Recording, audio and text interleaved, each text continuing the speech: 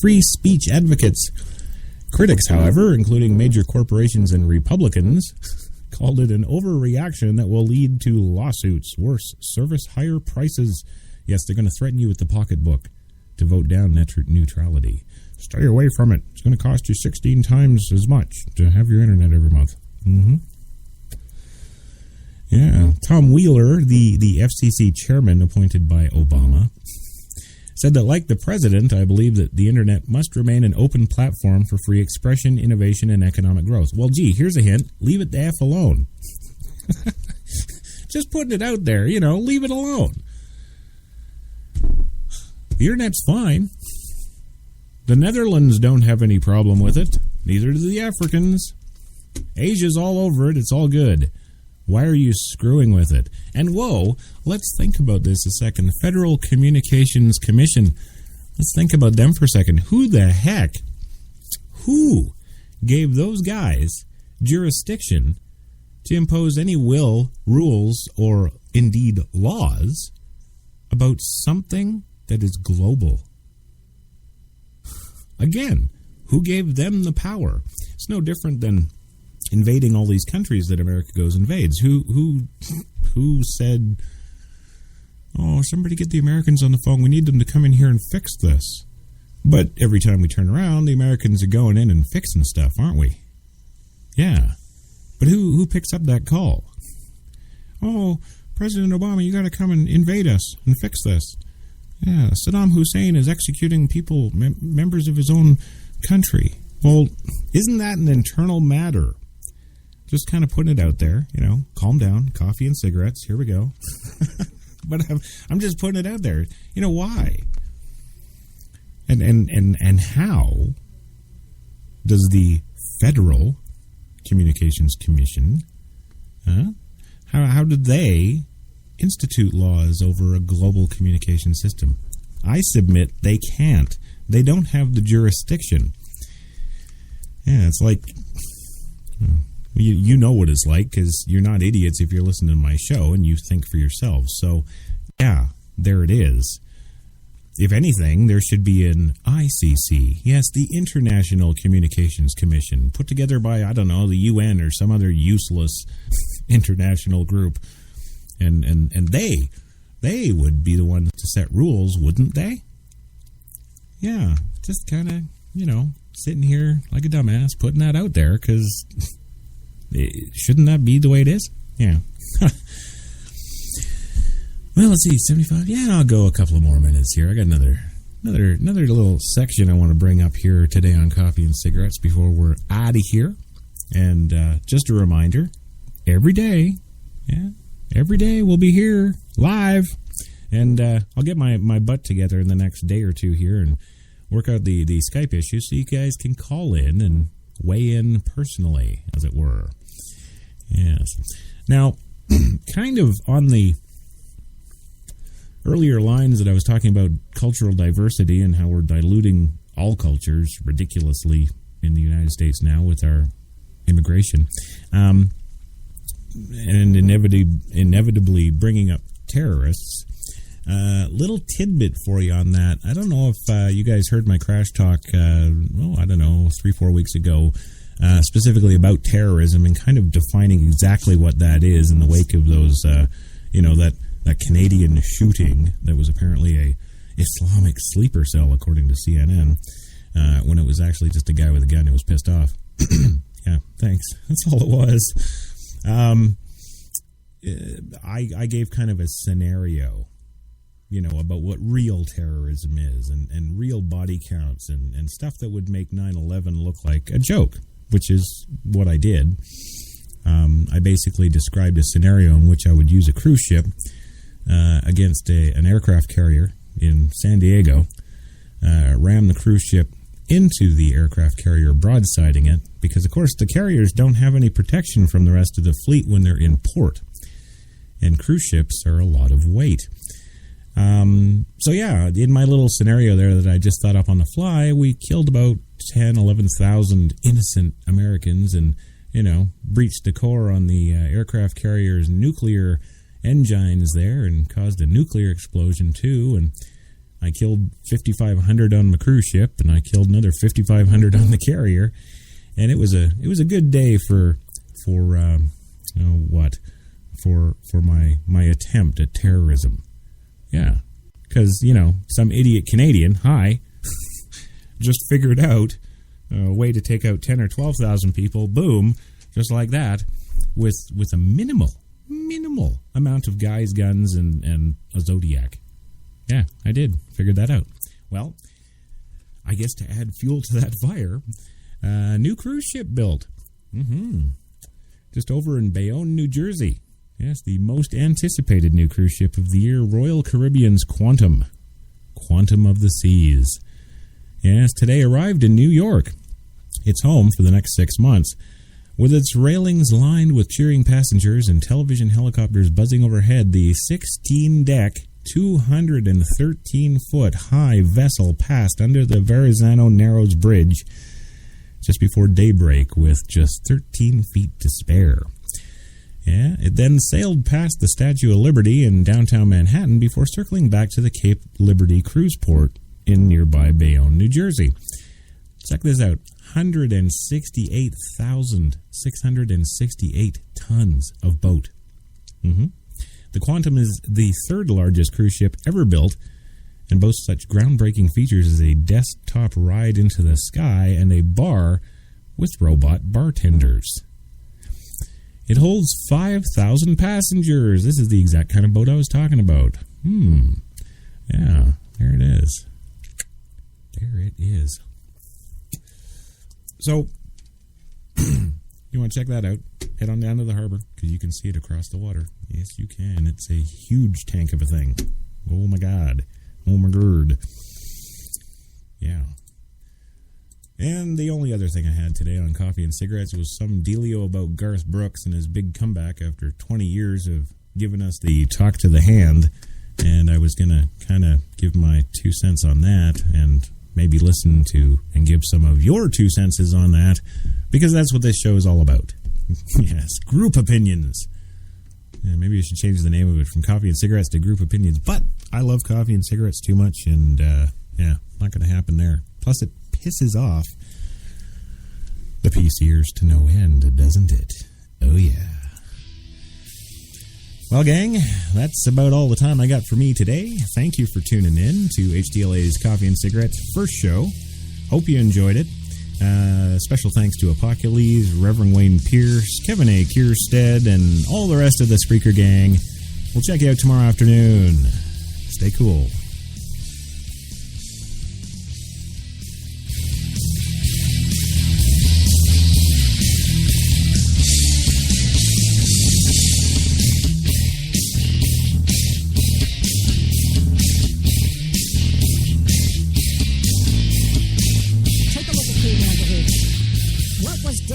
From caveman behavior to the behavior now. What happens, if you want to know, just look at any animal species that's relatively developed. Look at chimpanzee colonies, okay? They get together, and the woman typically flirts with the female typically flirts with the male, but there is a display showing that she's ready to breed, okay? Usually in mammals, this involves a enlarged labia, and you have no question about it. Well, these signaling behaviors, whether it's the man, whether it's the hermit crab with showing the biggest claw, come into my hole with me, or it's the peacock showing the most beautiful feathers, there is always a call going out. Okay, now let's go back to women. I happen to have grown up with 4 sisters, and I've heard every argument for and against sexual harassment, provocative dressing, male attention, okay? So, yeah, I'm coming from kind of an expert level here because I lived with it for a long time. So stick with me here. Having been a fervent student of psychology as well, I can tell you this. Some women, when they dress provocatively, For one thing, they can have 100 different reasons for that, believe it or not, men. It does not mean that I want to fuck the first guy that walks up to me and gives me a compliment, okay? Why don't you wipe that out of your head? We need to get you a little smarter, guys. The ones that are doing the cat calls and the dumb shit, we need to get you a little smarter. Women that dress like that are not necessarily saying, come do me, okay? Some are. But what a woman likes to do sometimes is to test her sexual marketability. Test her sexual marketability. It's very important to her self-esteem. It rises out of a primal instinct deep in the brain to make sure she's still wanted by people of the opposite sex. Where do we run into problems? When the woman is not being hit upon by men that she deems worthy. Therein lies a huge problem. She wants to be hit on, but not by losers. She wants to be hit on, but not by short guys, not by bald guys, not by guys missing teeth. He has to be wealthy and or handsome and or whatever it is she finds important. So there's a silent qualifier going on in the woman's mind. What's worse, this can change during the course of a given evening. She could be going out trying to get attention from nerds because nerds have been ignoring her, and then suddenly change her mind and decide she wants to attract bad boys. So the nerd walks up, who an hour ago would have gotten some attention from her, and she gives him the face, the hand. You walk away from me. Oh, I've seen it before. Bars is a perfect place to witness this type of behavior because when you get the human mind drunk, you tend to reveal the animal a little bit more, wouldn't you say? The animal does come out. Man chases the woman. This is not something new. This goes beyond culture. It goes beyond religion. This is something that has been rewarded for probably 1,000,000 years, maybe longer. As we went through the evolutionary changes, imagine who got rewarded. The people that bred more.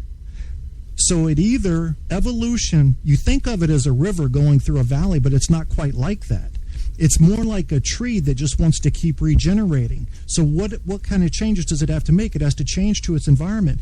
If you get people with low levels of testosterone and, say, higher levels of oxytocin, then you find that you have a negative population growth. So what's going to be rewarded by Mother Nature? Fucking is. Whoever's breeding more is going to put out more. Put out more offspring. That's all. It's that simple.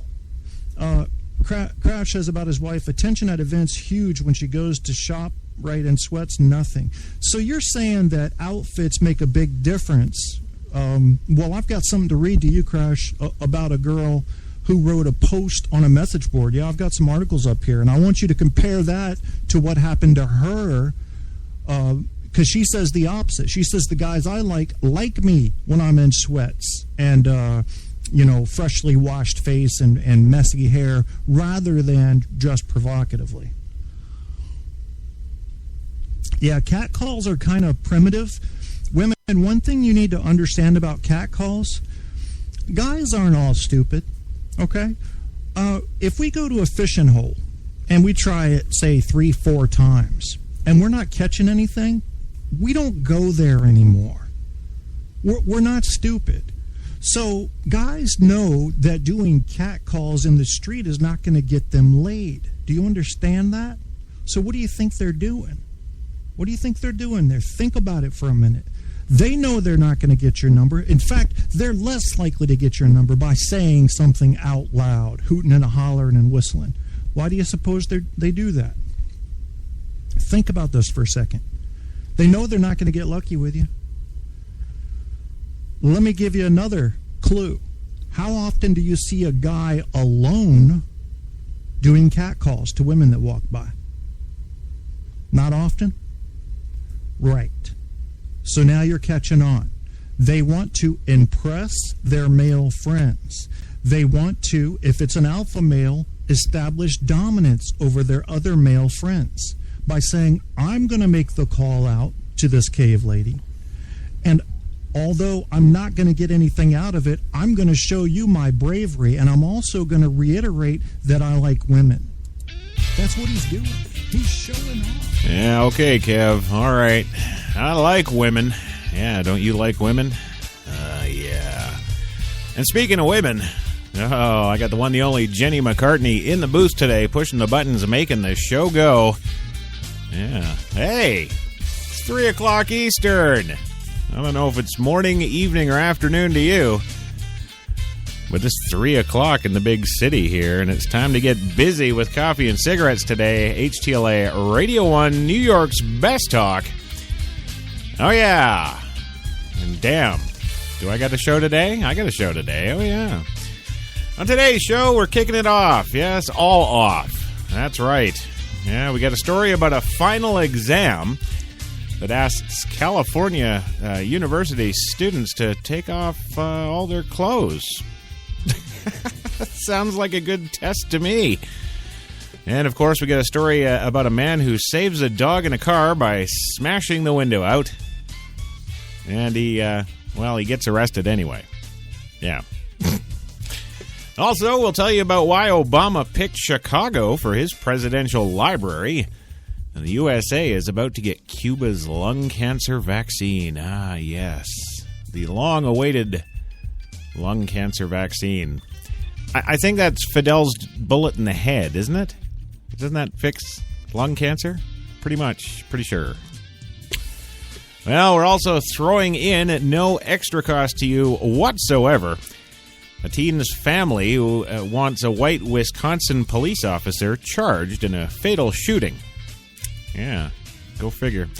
And hey, have you heard about this yet? Same-sex couple traffic lights. Yeah, well, they're all over Vienna, Austria. We got all that and so much more today. And hey, those operators are standing by. So hey, come on in and grab a cup, have a seat, and light one up, gang. It's coffee time.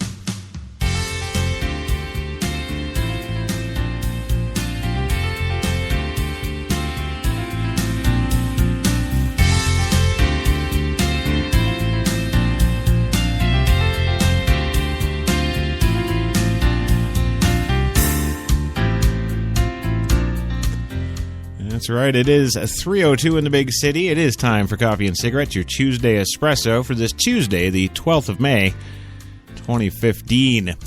Currently 85 degrees in Central Park. Sun's peeking through the clouds. It's just a hell of a nice day. And, well, I couldn't be happier, but I'm stuck in here. Yes, and as I mentioned previously, the one, the only former, we got to say former. She's no longer the social media goddess. She's a former social media goddess of Facebook and Twitter. The one, the only Jenny McCartney in the booth, pushing those buttons, making the show go for us again today. And, well, thank you, Jenny. I appreciate that. Also, a reminder, today's show is brought to you by the fine folks at Tim Hortons, New York City, now with those 8 fine locations throughout the city to serve your coffee and baked goods needs. Go and get them. Get them while they're hot. Tim Hortons, it's always hot, it's always fresh. And, of course, this show is... powered by Procast. Oh, yeah, damn it.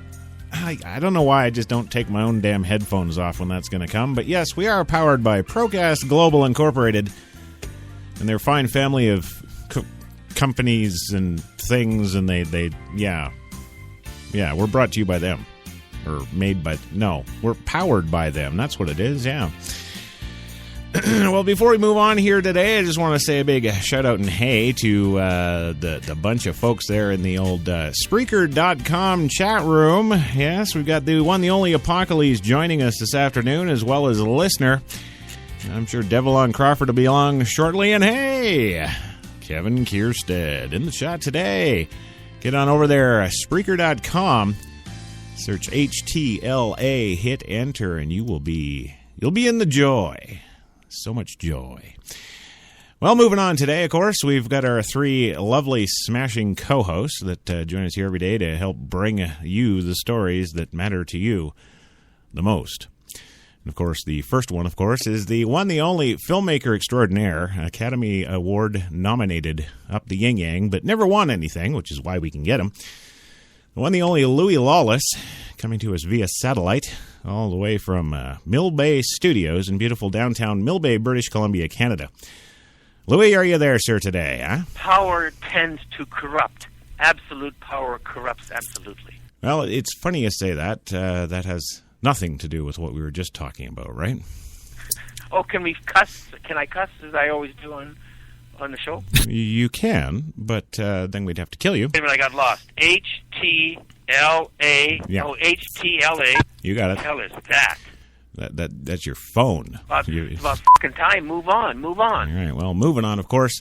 We're going just about 8 blocks down the street from Studio 2 here in Manhattan to the one, the only, Gilbert Gottfried, in his sprawling, stately mansion-esque, I guess I would say, type place there in his apartment, whatever the hell it is. What do you...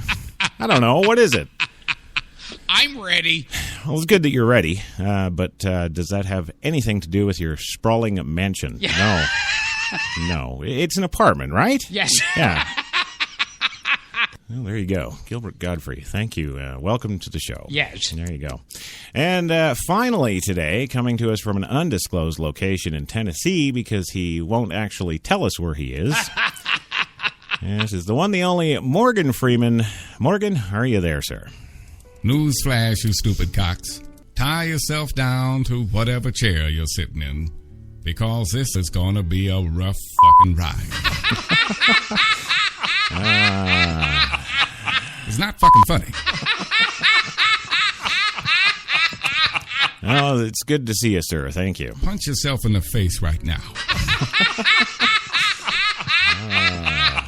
Good. Well, yeah, I'll get right on that probably at the next commercial break. Yes.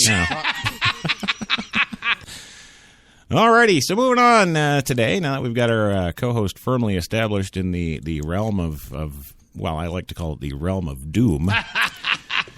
We'll move on to our first story today, which, of course, is that final exam, which asks California students to strip down to their naked self.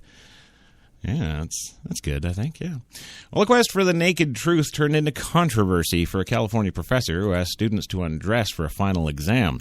At the University of California, San Diego, students were asked to strip down to their birthday suits for a final exam in a visual arts class. To which I would ask, is that piece of paper really worth that? I don't know. I do not give a flying fuck. Well, Ricardo Dominguez, an associate professor, told ABC 10 in San Diego that the students were given the option of joining him in a nude gesture. I bet he says that to all the girls. Yeah. Let's join me in a nude gesture. Yes. We'll protest the government. Take off your clothes. Yeah. Yes. Well, he told the news station that the, quote, performance art takes place in a dark room lit by candlelight. It's a standard canvas for performance art and body art, Dominguez told ABC 10. Dominguez said he has taught Arts 104A, performing for self, for 11 years without complaint. Performing for self, that's an actual class. I wonder if it's the same as the 104A course I took back in my college days, touching oneself. Yeah. Well, removing your clothes is not required in this class. The course is not required for graduation, Jordan Crandall, chairman of the university's Visual Arts Department, said in a statement today. Crandall said that students are told from the start of class that the nude naked self gesture is required, though they can do it in any number of ways that don't include taking off their clothes. There are many ways to perform nudity or nakedness. Summoning art history conventions of the nude or laying bare of one's traumatic or most fragile or vulnerable self can also be nude while being covered, Crandall said, so don't jump to no damn conclusions. Well, it's not jumping to conclusions, damn it. What is that? It's fine. What the hell's the problem? Huh? Yes. I don't get it. they get fucking crazy because all of a sudden nobody loves them. Well, that's true, Lee. I'll give you that much. Oh, and I forgot at the start of the show there, I got carried away with all the excitement, but we do have to let Gilbert do his obligatory singing. Yes. Yeah, and then, of course, Morgan's got his little story he needs to say. Yes. Right. All right, so without further ado, Gilbert, take it away. Na na na na na, ba ma ma ma ma ma ma. Oh yeah. Who wants to grow up? Who wants responsibility? Oh no, not me. Who wants to show up and work until you're 93? Now everybody says you're running wild. The teacher's calling you a problem. Ooh. Oh, I can never get enough of that song. Yes. Yes. He's doing Problem Child again, correct? Yeah. Yes. They're filming, and you're just not showing up to the set today. Is Yes. that? No, I know what it is. They've only got you actually with 2 scripted lines, and that's shooting next Saturday. Yeah. It's not fucking funny. Oh no, Morgan, it is. Yes. Yeah. No. Yeah. Yes. No, it is. Yes. Okay. Oh, you poor man. Yes. I don't know what. It's, by the way, in case you're an idiot and need it spelled out for you, Uh-huh. we fucking suck so far. Well, okay. Well, Morgan, I'll invite you to stop the suck. Yes. Give us your story now, please, if you would. Franklin's Shitty Vacation with Morgan Freeman. Yeah. Once upon a time in Los Santos, there was a bus driver named Franklin. Hey, get in. We're running late. One day, old Franklin got bored, so he second-degree manslaughtered the shit out of a cyclist on the sidewalk. Franklin's boss was very upset and said he'd better take a vacation so his accident had time to blow over. Well, Franklin wasted no time. He immediately went and got his knob polished by a common street whore. His vacation was starting off pretty good until he accidentally murdered the whore. Luckily, Franklin managed to elude the pigs by driving off a cliff.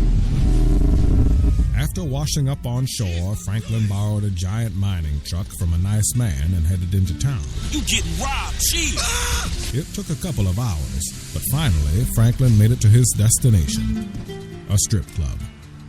He took a liking to a blonde named Juliet, Tell me I'm your favorite girl, baby. but when he tried to get fresh with her, No touching. That's the he rule. got kicked out of the club. He promptly hurled his body into the bouncer, and another police chase ensued with similar results. Later, he found a rusted old tractor and drove right back to the strip club to see Juliet, but got thrown out again. And after body checking, punching, and killing countless people, Franklin decided he should take a vacation somewhere very far away. So he went to the airport. Unfortunately, he was so excited to get out of town that he tripped over some people. The police were notified, and Franklin had to kill a whole herd of piggies with a hotel shuttle. Hey, come on, move. Franklin's vacation had been more disappointing than the New Kids on the Block reunion. So Franklin decided to do something a little more relaxing: golf. Franklin was extremely shitty at golf, but at least it was stress-free. That is, until he rode a golf cart off an incomplete bridge and into the icy cold water below. This was the last straw. Franklin went into a violent rage and began attacking everyone he could find. Then, determined to finish his round of golf, he walked up to a new golf cart which was apparently booby-trapped. It electrocuted his foot and he died instantly. Wait a minute, what the fuck was that? I was at full health and I lost it all because my foot touched the golf cart? Fuck that noise. Morgan Freeman ain't getting played by no game. He ain't. Oh, that was good, Morgan. Thank you. Yes. Yeah, that was. Yes. Well, I mean, what do you say about that? You know, I do not give a flying fuck. right. Well, there you go. Okay, so now we've covered that stuff. We've taken that on and won. Yes. It apparently seems, yeah. No. No, we did. Yes. Yeah. Yes. Yeah, see, I told you. No. We did. Yes. No, really.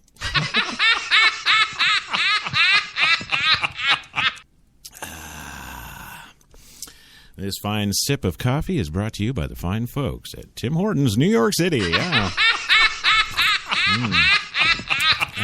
That is some good stuff. Thank you. Well, moving on now today, of course, we've got the story about the man who saves a dog in a hot car, but, well, he gets arrested anyway. Bullshitters, never keep your mouth shut. Always cussing, always looking for something to do and putting things together. That's a American. Look how they took the country away from England. I'm telling you, it's always about England, yeah. Yes.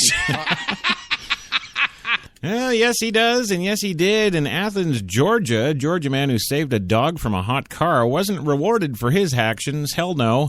Instead, the move landed him behind bars. Quote, I heard someone say there was a dog in distress in a hot car, says Michael Hammonds, a Desert Storm veteran who's maybe seen a little too much action. Well, Diane Bird said she and a group of shoppers noticed that the dog in the Mustang and were waiting on police before Hammonds came. He says, we can't let this dog die, and start smashing in the windows. And, of course, the defense for this, of course, I've got PTSD. Yes. Yes, and I've seen enough death and destruction, Hammond said, and I didn't want anything else to happen if I could prevent it, so I smashed that Mustang's windows. Well, witnesses say when the owner of the car came out of the store, she was furious and demanded deputies take action while holding Mr. PTSD by the scrotum. Yes, we would have not made these charges on our own, said Oconee County Sheriff Deputy Lee Weems. The deputies on the scene say the owner of the car of the dog was very insistent that he be charged with something as she held his scrotum ever closer to over his head. Well, the dog's owner told police she had only been gone 5 minutes. It was just 5 minutes, like the lady stated. It was a lot longer, Bernard said. I felt the heat in the car. I saw the dog panting. The dog was in distress. Actually, the dog was just a little turned on. And, of course, the dog's owner could not be reached for comment today. If it's 80 degrees outside, within 30 minutes it will be 114 degrees inside a vehicle, even with the windows cracked, Bird said. So in addition to being a veteran of the Desert Storm, he's also a physics and weather expert. Yeah. Well, the owner was cited for leaving the dog in the hot car, but without surveillance video, deputies say it's hard to tell how long the dog was actually left in the car. Georgia state law does allow an individual to break a window to save a child in a hot or cold car, but not a pet. That's something that animal advocates say they're working to change. One window at a time. Well, that's the first segment there, gang. We're going to go for our first commercial break, but never fear. When we come back, I'm going to tell you all about the great Cuban lung cancer vaccine. It's quite something here. You're going to want to stick around for this. We'll be back in 2.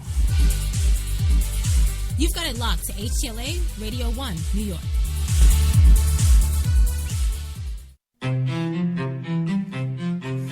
What if there was a coffee that was sourced from some of the world's most renowned growing regions, abundant with rich, fertile soil? What if this coffee was picked at the perfect moment, then packed meticulously and shipped carefully to be roasted under the watchful eye of coffee masters? What if it was expertly blended, ground, and sealed, ensuring maximum flavor and freshness, then brewed in small batches and always served fresh within 20 minutes, just the way you like it. Now, what if this coffee just happened to be the coffee you already know and love? Tim Hortons. Always fresh. Always great tasting coffee. Man, I've been to a lot of places over these past 50 years. Seen the whole true north strong and free. 'Cause I've been everywhere, man. I've been everywhere. I've been to Cooksville, Stouffville, Bainesville, Bowmanville, Bonnieville, Unionville, Oakville, Dunville, Brockville, Boucherville, Melville, Drummondville, Kentville, Grenville, Morinville, Maryville, Parksville, Stephenville, Sackville, Spring Hill, Westville, Walkerville, hanging on a windowsill. Hey! He said, wow, that's a lot of places. I said, hang on, there's more.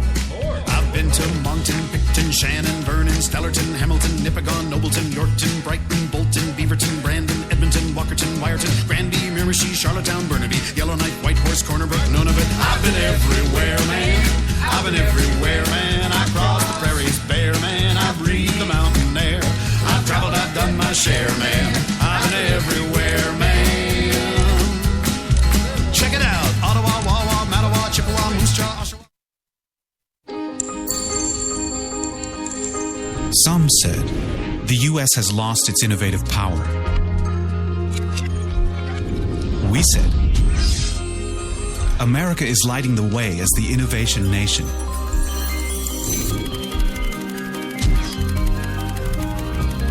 Singular insights, superior execution. That's the power of global connections. Bank of America Merrill Lynch. Voted top global research firm 2011, 12, and 13. Hi, I'm Mike, founder of DollarShaveClub.com. What is DollarShaveClub.com? Well, for $1 a month, we send high-quality razors right to your door. Yeah, $1. Are the blades any good? No. Our blades are f***ing great. Each razor has stainless steel blades, an aloe vera lubricating strip, and a pivot head. It's so gentle a toddler could use it. And do you like spending $20 a month on brand name razors? 19 go to Roger Federer. I'm good at tennis. And do you think your razor needs a vibrating handle, a flashlight, a back scratcher, and 10 blades? Your handsome-ass grandfather had 1 blade and polio. Looking good, pop-up! Stop paying for shave tech you don't need. And stop forgetting to buy your blades every month. Alejandro and I are going to ship them right to you.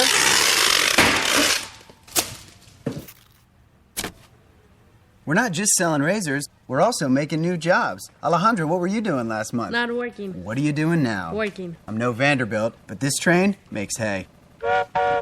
So stop forgetting to buy your blades every month and start deciding where you're going to stack all those dollar bills I'm saving you. We are DollarShaveClub.com, and the party is on.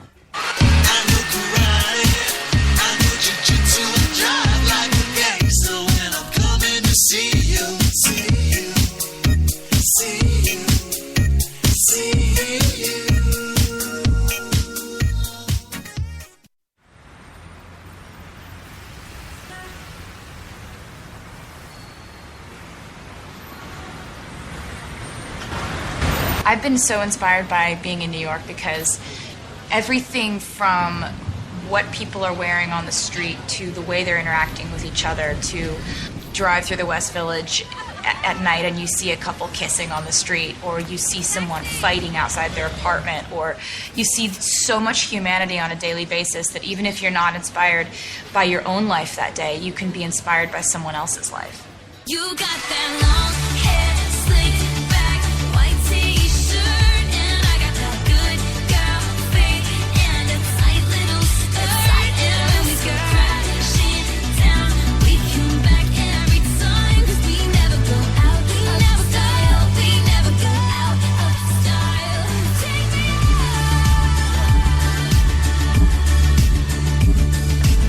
There's only one place to get more Taylor.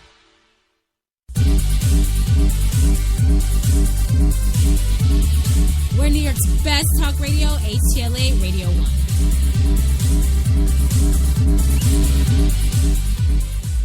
He was always nice to me. Go fuck yourself. Well, I got to say, ever since we kicked Arnold to the curb, Yes. Ever since we got rid of... Newsflash, you stupid cocks. Tie yourself down to whatever chair you're sitting in, because this is going to be a rough fucking ride. Yeah, there you go. Well, you know it is, and that's because we went to Meineke. Yeah. We had them install some mufflers. Yes. And, of course, tried to get them to install some shocks. Yes. And that didn't work. No. No, it didn't. Yes. No. Yes. Yeah. Welcome back to your biggest show, your coffee and cigarettes for your Tuesday Espresso here, the Tuesday, the 12th of May, 2015. 83 in Central Park right now, still sunny and sexy. Yes. It's okay, you know, everybody... they email, they write in, you know, and they tell me about how sorry they feel for me for, you know, having to be in the studio during this beautiful weather we're having. Yes. And I just send them a picture of Jenny covered in baby oil, topless, and you know, it's okay. Sex is only the tip of the iceberg. Right, but, you know, it's a nice tip. Yeah. Yeah. We're 5 steps away from winning the Academy Award. And you didn't. And we did. Right, and that's why you're here. Yeah. Well, hey, Gilbert, we haven't had... Yes. We haven't had you today do the Cary Grant canting as the Jewish priest there. Yeah. Hey, you Joe, hey. Oh, that's it really is terrible. You know, I'm the most talented guy in this room. And that's because you're Skyping in from your apartment by yourself. Yeah. He needs love, Chris. Come on. Well, I know. You got to dispense more love from yourself. All these people are hurting here. Oh, okay. Just give me a few minutes. I got to get it hard. Oh, come on. I'm not as young as I used to be, you know. Jenny, get those oily boobies over here. Yeah. I remember being on your radio show in Chicago. Oh, yeah. Yeah, of course, because I never had one in Chicago. But No, didn't. Newsflash, you stupid cocks. That's right. Yes. Yeah, and I remember we hung out afterwards and had a wild time. I don't know, you know. A wild time with a short little Jewish man. I don't know. I don't know how that would go down. And I remember, too, when we were in the alleyway and zipped up. Of course. There was this one, sleazy-looking guy who walked by who was staring at us, and you turned around, and, he was a, what? What's your problem? Right. And you said, like, you don't give a shit. Of course. That's what, it was Morgan Freeman, actually, that, I will fucking cunt punt the next person I hear about doing something like that. Yes. Oh. Double fucking news flash. I do not give a flying fuck. Okay. So I could see you feel very uncomfortable talking.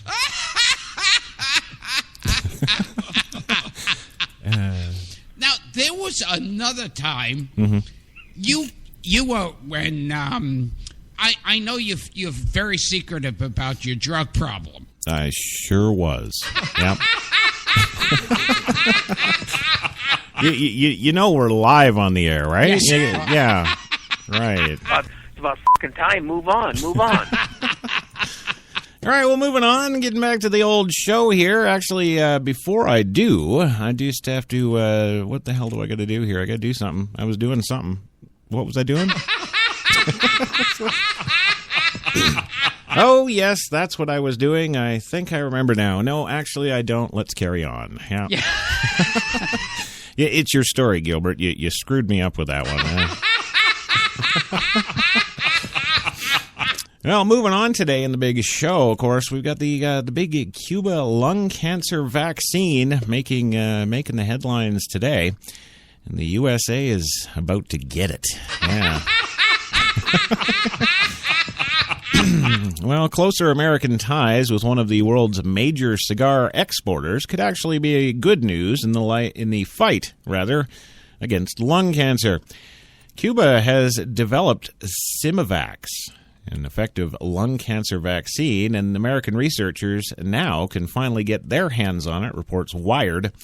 After New York Governor Andrew Cuomo visited Cuba for a trade mission last month, the Buffalo-based Roswell Park Cancer Institute struck a deal with Havana's Center of Molecular Immunology to develop a vaccine allowing the clinical trials involving Simivax to begin in the U.S. Bloomberg reports Simivax, which stops tumors from growing, is not a tumor. Sorry, I just had to throw that in. Yes. Stops tumors from growing was 25 years in the making and has been available for free to Cuban patients since 2011. Who says Cuba was a bad deal? What Well, so how did such a small and poor country create a world-leading therapeutic vaccine? Well, Roswell Park CEO Candace Johnson, who hopes to start clinical trials in the U.S. within a year, tells Wired that the country's biotech industry has thrived despite, and perhaps even because of, the U.S. embargo. They've had to do more with less, so they've been giving more innovative with how they approach things, she says. For over 40 years, they've had a preeminent immunology community. Experts say they're excited not just for the potential of Simivax, but by other novel human cancer treatments that could now be available to U.S. researchers. And although Cuba has not made $1 on their drugs to their people, the American companies plan to rape you.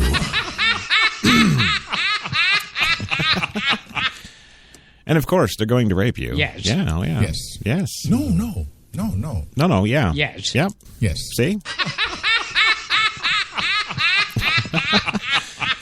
Yes, and of course, Obama news. What would this show be without its, infusion of Obama news? Because everyone who listens to this show across iHeart, iTunes, Spreaker, Podcast Fun, and Yes. all the platforms out there, that they all know that this is your number one source for Obama. Yes. Yes. Newsflash, you stupid cocks. Yeah, I know. You don't care. Yeah, I know. We hugged in the elevator, and I still have an erection.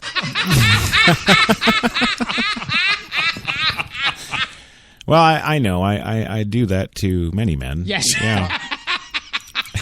Punch yourself in the face right now so that I don't have to fucking do it myself.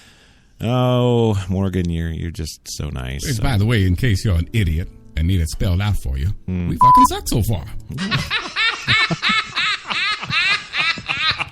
We do not suck, Morgan. I mean, you even did your story today. Yes. Yeah, that was a good story. Yes. Yeah. What the hell was it about again? Go fuck yourself. Oh, okay. Got on the elevator in L.A. one day, and the lady said, "Oh, I just saw you in the Hudsucker reduction." Oh, that's good. I didn't know that you did plastic surgery films. Yes. I did not know that. Now, see, here's something really odd, because, I mean, and it's like now, I don't know that people would know what liquid paper is. Have you been smoking the same stuff Louis does? Is that? My film Unrepented did very well in Europe. Yes, we have. You've said that just about every show since we started. Yeah. Didn't you read the goddamn script? I sent it to you. Yes. Well, yeah, okay. Yes, I did, and no, it didn't make any sense, so I threw it out. And Can you give me any help for $25,000. Talk to Morgan. Yeah. Yes, so moving on to the Obama news, the big Obama news. It is official. Yes, official. It's a new word. I just made it up. It's,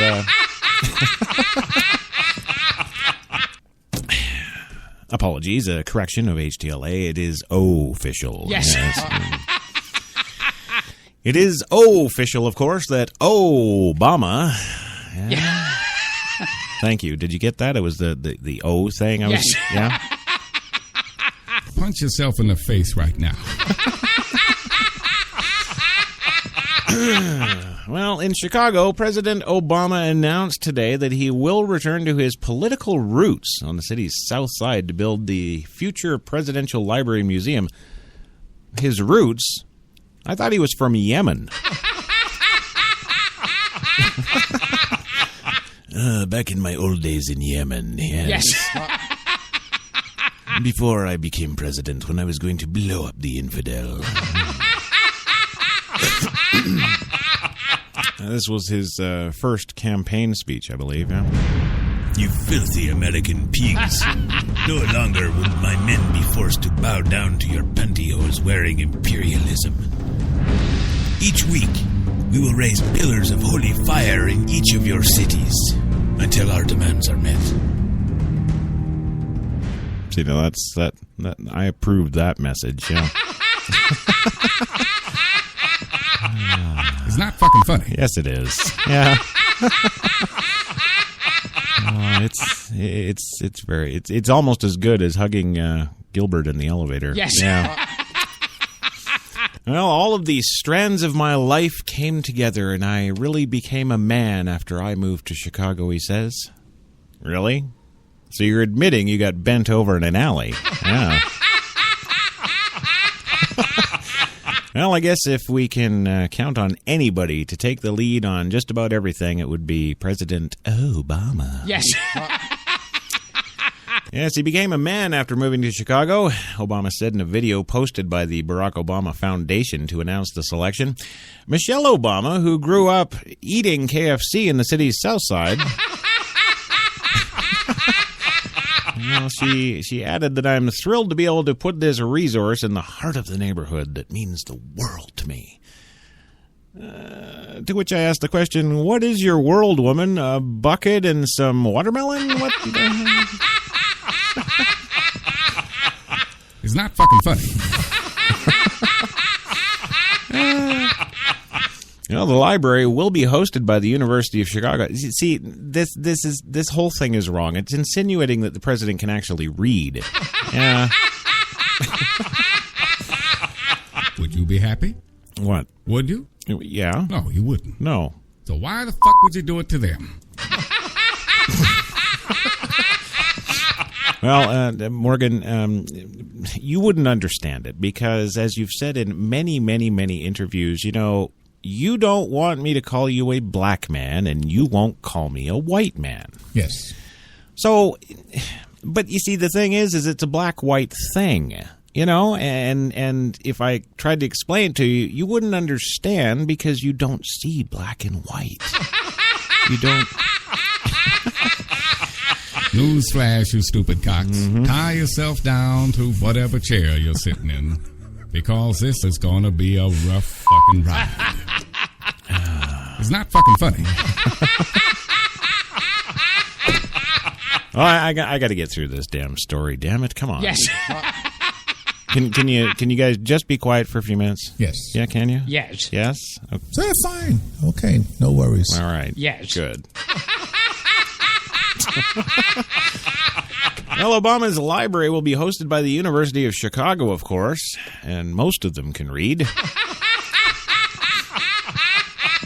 Yes, the University of Chicago, which had long been considered the favorite to win the project. The announcement today made it official. Yes. Well, the president served as a senior lecturer at the university's law school before he was elected to the U.S. Senate. And my first lady, the very first one. Yes, my First Lady, Michelle Obama, was executive at the university's medical center. Like she could fix a hangnail. What? Oh, yes, I'm an executive at the medical center. I don't have anything that equates to a medical degree, and the stuff I eat would kill most people. Wow, really? The First Lady said this. Break for a commercial. Well, actually, it's funny you say that, Gilbert. It is that time. So we're going to go for a quick commercial, and then when we come back, don't go anywhere because we got to finish off the great Obama news. It's not fucking funny. Yes, it is. Yes, it is. And don't you worry, we'll be back in 2. You've got it locked to New York's best talk, HTLA Radio 1. Hi, I'm Mike, founder of DollarShaveClub.com. What is DollarShaveClub.com? Well, for $1 a month, we send high-quality razors right to your door. Yeah, $1. Are the blades any good? No. Our blades are f***ing great. Each razor has stainless steel blades, an aloe vera lubricating strip, and a pivot head. It's so gentle a toddler could use it. And do you like spending $20 a month on brand name razors? 19 go to Roger Federer. I'm good at tennis. And do you think your razor needs a vibrating handle, a flashlight, a back scratcher, and 10 blades? Your handsome-ass grandfather had 1 blade and polio. Looking good, pop-up! Stop paying for shave tech you don't need. And stop forgetting to buy your blades every month. Alejandro and I are going to ship them right to you.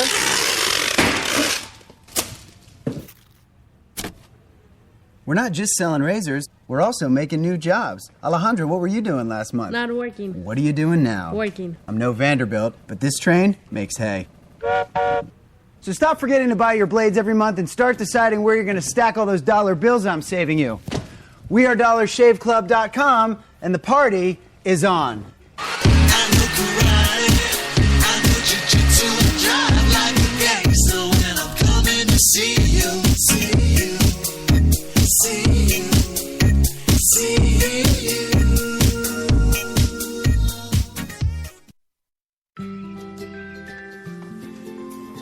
It could be 7 in the morning. Or 10 at night. In Chilliwack, BC. Or St. Peters, Nova Scotia. It could be Michelle. Or Mark. Or Jen. But whenever, wherever you order that cup of Tim Hortons Premium Blend Coffee. You know that it's always fresh. From Newfoundland and Labrador to Vancouver Island, Tim Hortons, a coffee all our own. When we arrived at our hotel in New York, the porter was so incredibly careless with our bags. And the room they gave us, it was beautiful. A broom closet. But the worst part was the shower. My wife drying herself with the Egyptian cotton towels. Shower curtain defined that whole vacation for her. Don't just visit New York. Visit TripAdvisor New York. With millions of reviews, a visit to TripAdvisor makes any destination better. Some said the U.S. has lost its innovative power. We said America is lighting the way as the innovation nation.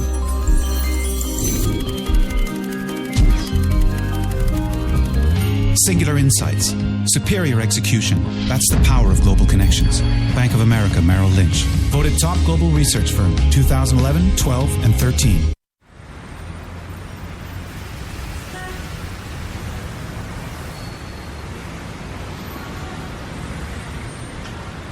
I've been so inspired by being in New York because everything from what people are wearing on the street to the way they're interacting with each other, to drive through the West Village at night and you see a couple kissing on the street, or you see someone fighting outside their apartment, or you see so much humanity on a daily basis that even if you're not inspired by your own life that day, you can be inspired by someone else's life. You got that long hair, slicked back, white t-shirt, and I got that good girl fade and a tight little skirt. And when we go crashing down, we come back every time, 'cause we never go out, we never go out, we never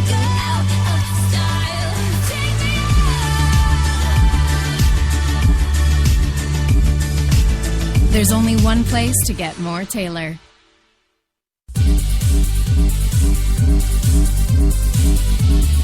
We're New York's best talk radio, HTLA Radio 1.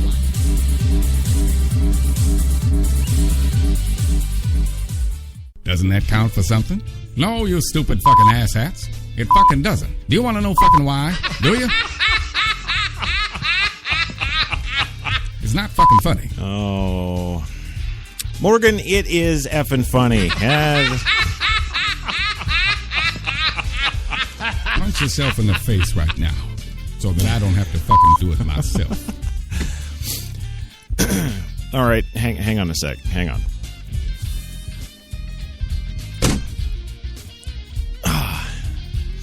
Well, I didn't punch myself because I'm working the boards and I'm doing the thing, but I just smashed my forehead into the desk. There you go. Yes. Oh, you're happy with that? Yes. Are you sure? No. I think he is. Gilbert? Yes. Yeah. Yes. Yep. No. Oh, yeah. Well, hey, welcome back to Coffee and Cigarettes, HTLA Radio 1, New York's best talk and ridiculous laugh. I like to say, hey, if you're not in it, you better get in it. Spreaker.com, go there, put in the search bar HTLA, hit enter, come on in, get down to the Coffee and Cigarettes chat room right now. We're breaking it down with Listener and Apocalypse and all your favorite hits from the 60s and 70s, yeah. I'd like to also welcome the one, the only Debbie Scott to the chat room today. A first-time listener, I think. Man, at least I haven't seen her chatting under that name. Yeah, it could be. Well, hey, it could be even that fill up my mouth with farts. Yes. Yeah. Yeah, see, we're really big fans of election 2016 news here. Almost as big of fans as we are for Obama. Yes. Yeah. So, of course, we've gone and had and put together our own little political message that we'd like to share with you all right now. Hi, I'm Gil Fulbright. The people that run my campaign, they've made this commercial, and I'm in it. This campaign, it's not about me. It's about crafting a version of me that'll appeal to you. A version that visits random work sites with paid actors pointing at things. A version of me that doesn't find old people loathsome or pointless. Has a conventionally attractive yet curiously still family. Listening to my constituents, legislating, these are things I don't do. What I do is spend about 70% of my time raising funds for re-election. I'd do anything to stay in office. My name's Gil Fulbright, but hell, I'll change my name to Phil Goldbright or Bill Fulbright or fill up my mouth with farts. These are the things that are important to me. And these are the fine people that finance my campaign. Now, in order to do these things, I have to stay in office. And to stay in office, I have to keep these guys happy. Now, if any of these things make these guys unhappy, well, my hands are tied. So come November, the choice is clear. Do you want another spineless mouthpiece for special interest and lobbyists? Or a spineless mouthpiece for special interest and lobbyists? Oh, yeah. I'm fill up my mouth with farts, and I approve this message. Fill up my mouth with farts. Yes, look for him on the bill in 2016. Yes. Yeah. And he'll be there, too, because he would get more than 5 people that would actually meet him for coffee, unlike Hillary. That was a great story. What was it, last week? No, the week before. She drove around Idaho or Ohio or one of those useless states. Drove around in the van that she nicknamed Scooby. Yes. Well, what is wrong with these people? I'm going to run for the most important office on the planet. This is my van, Scooby. They get crazy because all of a sudden nobody loves them. Oh, I know. Wait a minute, I got lost. HTLA. Yeah. Oh, HTLA. Hell is that? Yeah, see, you're going to screw yourself trying to work the Spreaker. Yeah. You just are. It's just life, and I love doing it. I love doing these kind of stories anyway. Yeah. Yes. So do we. Yes. You bet. No, Morgan, you do. Yes. Yes, he does. Yes. Yeah, see? Go stick that in your wormhole. Well, moving on. Of course, we're not moving on, are we? No, because we've got to finish Obama news. Yes. Oh, yes. We're not going to go anywhere. Right here. Where was I? Oh, yes. The First Lady, Michelle Obama. Yeah. We're going to do it right. Our girls matter. Black lives matter. What the hell matters? Yeah. Frickin'. Yeah. Well, Michelle Obama apparently was an executive at the university's medical center, although she doesn't know how to work a Band-Aid. Yes. Susan Scher, a former senior aide to Michelle Obama, led the university's bid for the library. The Obamas also own a home near the university that has since been spray-painted, vandalized, and destroyed. Yes, but it remains unsettled whether the president and his family will return to live in the Windy City after he leaves office in early 2017. Of course, Coffee and Cigarettes listeners already know that I know he's planned a movie and television career and will be going to L.A., baby. That's right. Well, the library and museum are projected to open by 2021. The foundation will be headquartered in Chicago, so the president has pledged that he will be present, said Martin Nesbitt, chairman of the foundation and close friend of Obama. I'm sure he'll be here working. After all, hasn't he been working for America for 6 years? No! I hate to break it to you, Nesbitt, but you're going to have a no-show. Yes. It's getting back to that whole thing, black people and work. It doesn't... It's not fucking funny. Double fucking news flash. I do not give a flying fuck. Right. Which, of course, is why you never show up for work. Yes. Yeah. Punch yourself in the face right now so that I don't have to fucking do it myself. Well, chairman of the foundation and close friend of Obama, yes, he'll be here working. He'll be all over the world after this presidency, I'm sure, but he will spend a lot of time working here. Oh, yeah. Well, the University of Chicago was picked over Obama's alma mater, Columbia University in New York. Wait a minute. What about the Bububu University in Yemen? Yeah, come on. Alex Jones has got those documents. Yes, he's got those, his graduation papers. Yes. From the Bububu University in Yemen. Yeah. You filthy American pigs. Yes. Well, the Columbia University of New York, the University of Hawaii, and the University of Illinois at Chicago, yes, those were all the ones that they were picking over. Oh, I don't know. What about this one? Yeah. I could just see him. Hey, honey, does this university make me look fat? Yeah. Well, the foundation says it still intends to collaborate with Columbia and UIC and will work with the state of Hawaii to establish a presence on Honolulu, but he won't be there much. Well, while Obama has settled on Chicago, it remains uncertain exactly where the library will be located. Several sites have been picked out, including one of the First Lady's favorites, which is behind a brand new KFC. The Barack Obama Presidential Center will be unlike any that has come before. Yes. Yes, this will have Al-Qaeda-proof bombs and windows. Yes. Yes, it will be unlike any that has come before it. University of Chicago's president, Robert Zimmer, said, quote, "It will be the first truly urban presidential library located at the heart of a great global city." What he actually means by that, of course, is that it'll be already come pre-vandalized. Yes, with Ferguson riots in Baltimore etched into the walls. Yes. And, of course, the brass epitaph they're making right at the front door, they're making Espresso floor tile, which is hashtag Black Lives Matter. There you go. It's not fucking funny. Yes, it is. Yes, it is. Use power. That's why power is corrupt, and it is. We see it every day. Right. We see it in every job. It's the same thing.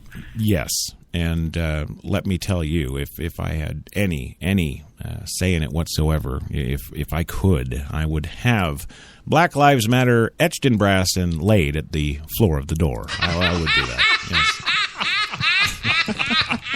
Are you people fucking retarded? That's not a rhetorical question. Well, I guess it could be said that we're special. Yes. I think that's fair. Yes, the truly urban presidential library.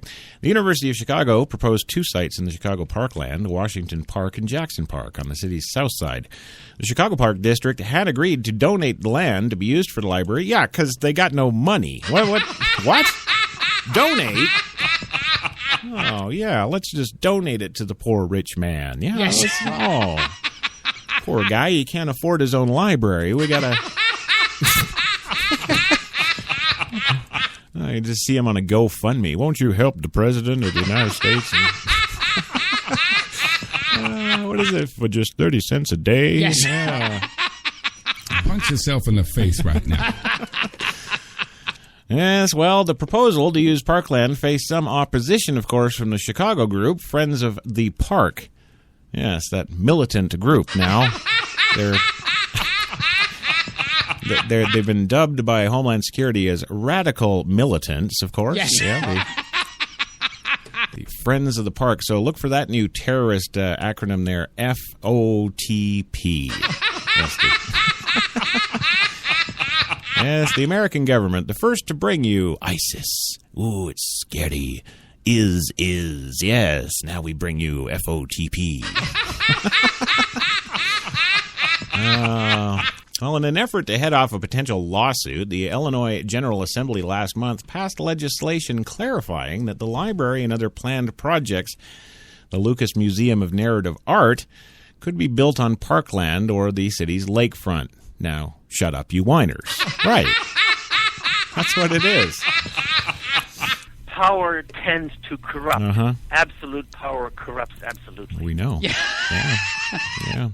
Well, Mayor Raheem Emanuel, yes, who served as Obama's first White House chief of staff, of course, called Chicago the, quote, rightful place for the library. The Obama Presidential Library is a once-in-a-lifetime opportunity that will bring tremendous... Why am I still going on about this crap? He can't read.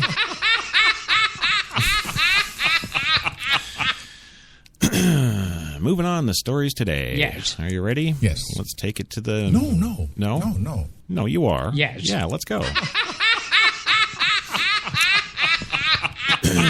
Yes. Well, moving on, of course, the U.S. Marine helicopter that is now missing in Nepal earthquake aid mission. And according to Washington, a U.S. Marine helicopter participating in humanitarian assistance operations in Nepal lost contact with units on the ground, military officials said today. U.S. Navy Captain Chris Sims said the Huey was conducting disaster relief operations near Chakriat, Nepal. This comes from the Associated Press. The UH-1 Huey, which normally has a crew of 4, can carry about 6 additional personnel. They lost radio contact with the ground, said another defense official who asked not to be named since he was not allowed to discuss the matter publicly. Yeah, we lost a Huey, but don't mention me. I'm not here. Yeah, I don't exist. Well, the aircraft is a part of a Marine light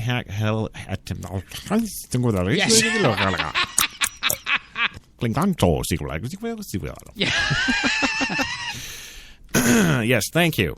I'll try and resume now. The aircraft is part of Marine Light Attack Helicopter Squadron 469, according to the AP. No further information was available. Let's move on.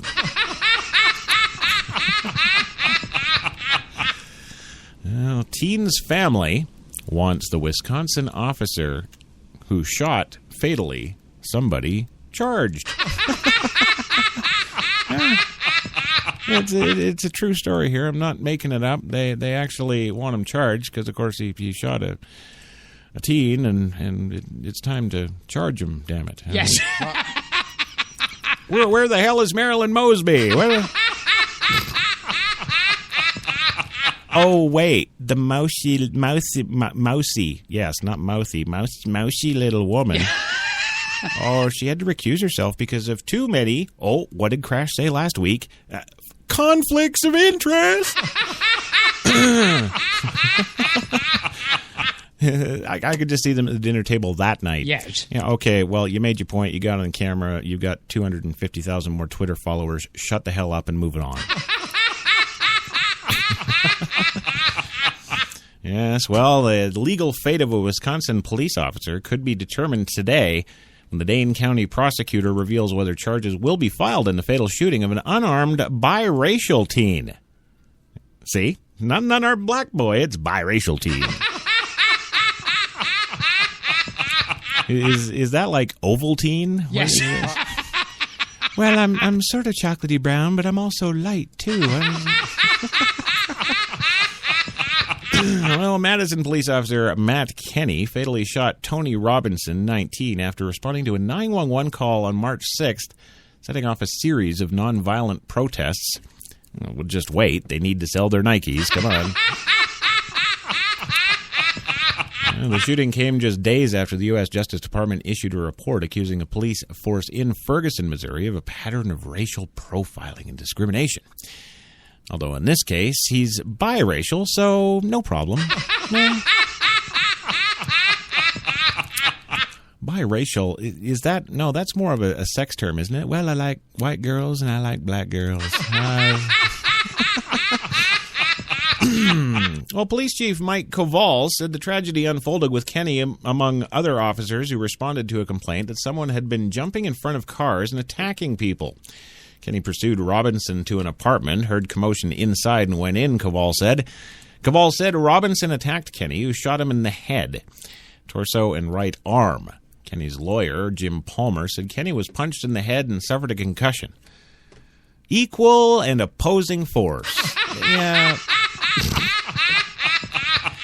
Well, Turin Carter, Robinson's uncle, urged calm in the days after the shooting. We want no further tension with police officers because this was an individual act, he said. I trust Wisconsin in the way we're handling the investigation. Wow, geez, some sense of normalcy from the Wisconsin state. There you go. We not all crazy and fired up over a KFC. It's not fucking funny. Yeah. Well, I'm expecting a non-indictment, but I'm still hoping for justice, Carter told CNN on Today. On Today. Yeah. Well, he declined to give his opinion on what happened, but I think it's a reasonable person can look at the situation and say that there's enough uncertainty that this is something that should go to trial. Well, having been formally trained as a police officer, I can say you're absolutely freaking right.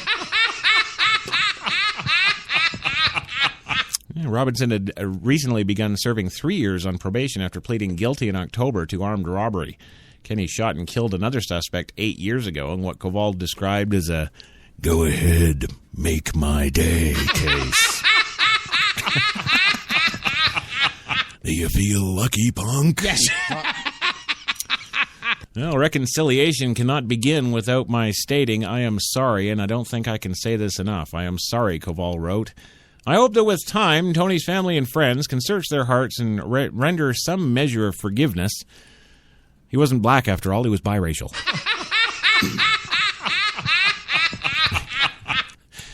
Yes, and finally today, we bring you the story of the century. Yes. It is. I don't even know what the hell to make of this. It's kind of like one of those, are you freaking kidding me? Really? We got to do this because somebody's got something up their ass? What the hell? It's just life, and I love doing it. I love doing these kind of stories anyway. Well, I sure as hell don't. Yes.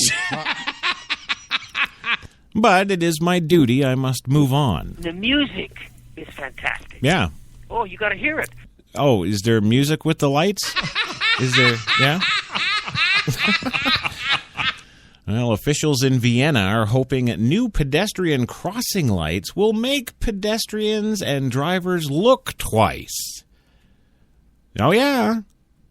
Dozens of pedestrian crossing lights in the heart of Vienna, Austria now feature, get this, not kidding, not a joke, real story, right here, I want to die. Yes, the new crossing lights now feature same-sex couples. Yes, they turn green for go and red for stop. The couples have hearts floating above their heads, stamped from their chests. The campaign is mainly targeted at raising awareness for traffic safety. Andreas Bauer, a press officer for the city of Vienna, told NBC News. Bauer said the lights were also changed from the gender-neutral figures to mark the annual Eurovision Song Contest, which has a large LGBTQ following. And, of course, we would be remiss if we didn't mention the upcoming AIDS charity Life Ball in Vienna. Yes. Yes. Officials hope that the traffic signals will present Vienna as an open-minded city to reduce injuries at pedestrian crossings. Nearly 40 countries participate in the Eurovision Song Contest each year. Last year's winner was Conchita Wurst, a bearded transgender artist from Austria. And man, I am sad I missed that show. Really? Come see the bearded lady. Yes. Well, Deputy Mayor Maria Vasilicu said that the city is planning on monitoring the effectiveness of the traffic lights, NBC reported. I'm just going to go out on a limb here and say that these traffic lights are going to cause more accidents because, of course, you know how we all are in our cars. Yes. You know, with driving along and you see an accident, you slow down, you look. Yes. No. You look. Yes, you do. He totally looks. Yes. Oh, no, I'm sorry, Morgan. You don't drive yourself. You got somebody driving your Miss Daisy around. It's not fucking funny. Yeah, now you're the old white bitch. Yeah. Are you people fucking retarded? That's not a rhetorical question. Newsflash, you stupid cocks. I do not give a flying fuck. Okay. All right, well, that's good to know, Morgan, and we'll look forward to seeing you here tomorrow. Yes. Yeah.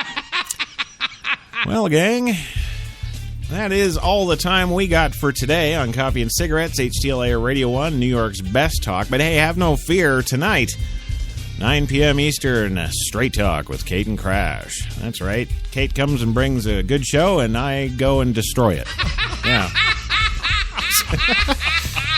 Yeah, so look forward to missing that one tonight. I want to thank Louis Lawless from Millbay Studios in beautiful Millbay, British Columbia for coming by here today. I appreciate it, my friend. You being Catholic, you realize that you can have birth control. You realize that? Yeah, but it feels weird.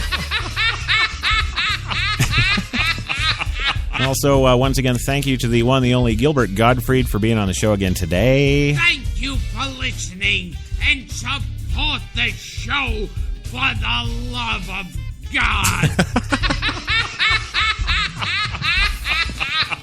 Yes, and of course, thank you again.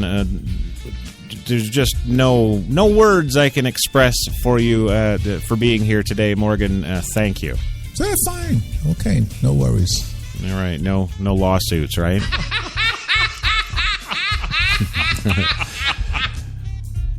Morgan? No. Okay, good. All right. Well, listen, to all the listeners out there, Spreaker, iHeart, iTunes, Podcast Fun, all that good stuff, thanks for listening today. We'll look forward to seeing you tomorrow for the Wednesday Grinder, Coffee and Cigarettes, 3 p.m. Eastern. We will catch you then. Have a great day.